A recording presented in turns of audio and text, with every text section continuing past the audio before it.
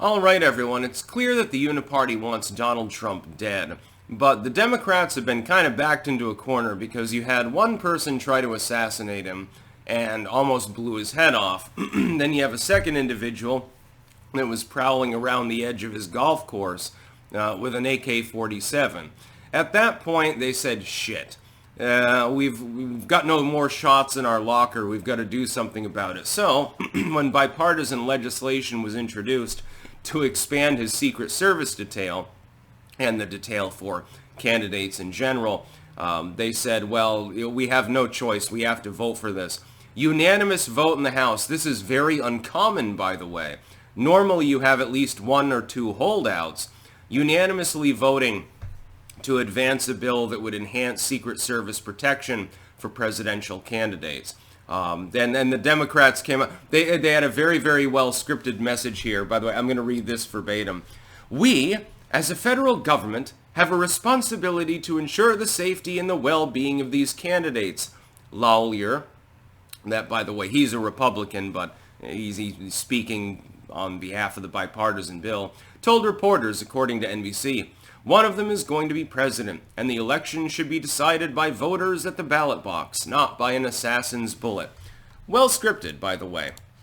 I'm sure that they didn't want to do this. You think that the average House Republican is a big fan of Donald Trump either? Hell, half of them are still neocons. The House does it a little bit better than the Senate. We'll see what the vote is there. We'll see, by the way, what Joe Biden does when he receives the bill.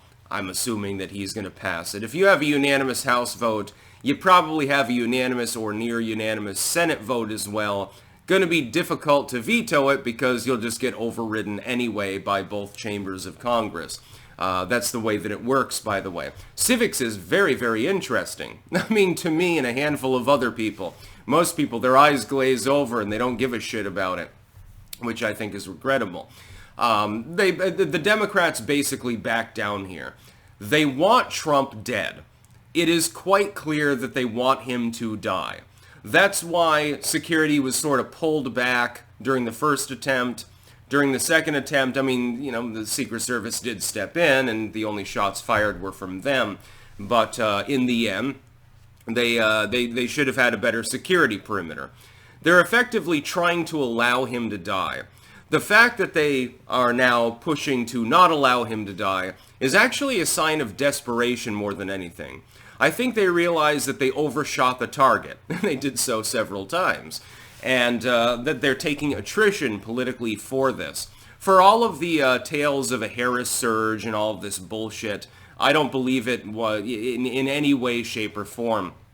I think Trump is at a big advantage, and they know this, and they don't want him to be president. So they're like, well, we know that there's a potential security threat here. Let's just sort of move back and let nature take its course. That's basically what they did during the first attempt. In the second attempt, it appears to be more sheer incompetence more than anything else. The security detail was apparently unaware that a person armed with a rifle was there until they literally pointed a gun in that general direction. Then all of a sudden it became a problem. And they've done this now twice. They'll probably do it again. I think that I agree with certain other commentators, including The Quartering, who I co-host with on Mondays and Wednesdays. I think we're in general agreement that they would love it to happen again. What they're trying to do is make the mentally ill leftoids in the population go ballistic, thinking that they're going to be a hero because they just killed the next Hitler or something like that.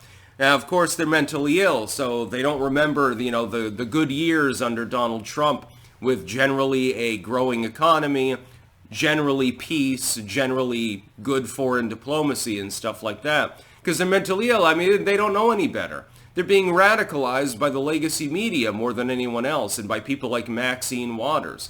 We've seen it in real time. Don't try to fucking gaslight me. I say this as a non-conservative. I'm not a fucking Republican. I'll never be a fucking Republican. Fuck the Republican Party. I don't give a fuck about them. But I can see what's happening here. You're literally attempting to radicalize a small proportion of the population with mental illness, they're on antidepressants usually, by the way, into believing that they'll be a hero if they take a shot and they manage to hit Donald Trump. That's exactly what's happening here. They were forced to vote in favor of this bill. Because, I mean, the Republicans, for once, the Republicans crafted a bill that was worded in such a way that there was no way to vote against it plausibly. They actually managed it. I'm very, very proud of them. Normally they don't do this. Normally they're a pile of fuck shits. Again, I don't have a high opinion of Republicans in general.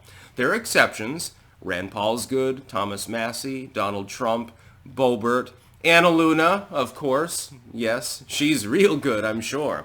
But, generally Republicans, they like to snatch defeat from the jaws of victory. That's generally what they like to do. Another reason I wouldn't join their fucking political party. I mean, I can't have a party. The Libertarians can't win because they can't get their shit together. The Republicans snatch defeat from the jaws of victory and lose over and over. And the Democrats are just flat out evil at this point. What political party am I supposed to join? Yeah, let me roll a dice and see what I get. Hashtag Team Cornel West. Dab on him. Yeah, the Democrats basically were forced to back down on this one. You know that they don't want more security for Donald Trump. They absolutely don't. They were hoping he'd be shot. Unfortunately, they failed several times. And so since they failed, they're like, well, I guess that plan's not going to work.